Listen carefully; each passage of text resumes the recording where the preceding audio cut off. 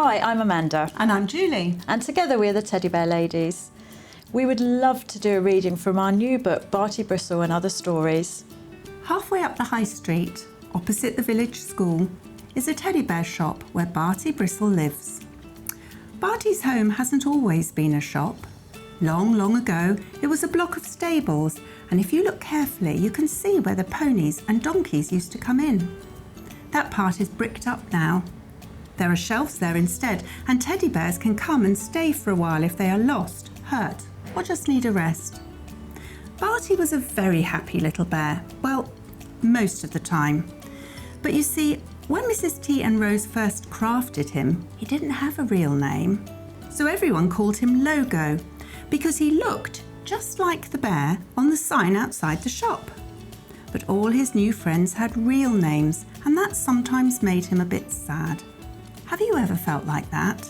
Poor little bear. One day, Mrs. T and Rose decided they would run a competition to find a proper name for their precious Logo bear. They placed a shoebox on a shelf and cut a slit in the top, a bit like a letterbox. They asked everyone who came into the shop to think of a name. It was going to have to be a very special name. Mrs. T and Rose knew that the decision wouldn't be easy. People came from all over to have a go at the competition.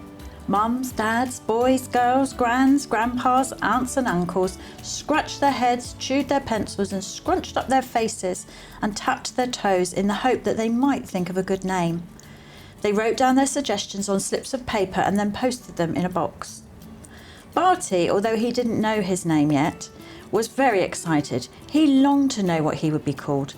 Then the day finally came when the box was lifted from the shelf.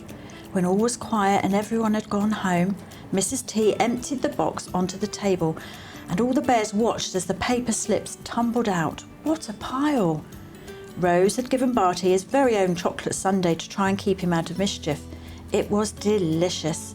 He loved chocolate and anything sweet really, because he is a bear and everyone knows that bears love honey, which is very sweet indeed. Bartie tucked it into his sundae while Mrs. T and Rose carefully unfolded each slip, read the name and placed them in front of the bears. The little bear watched as the two ladies smiled, sometimes even laughed out loud and clapped their hands.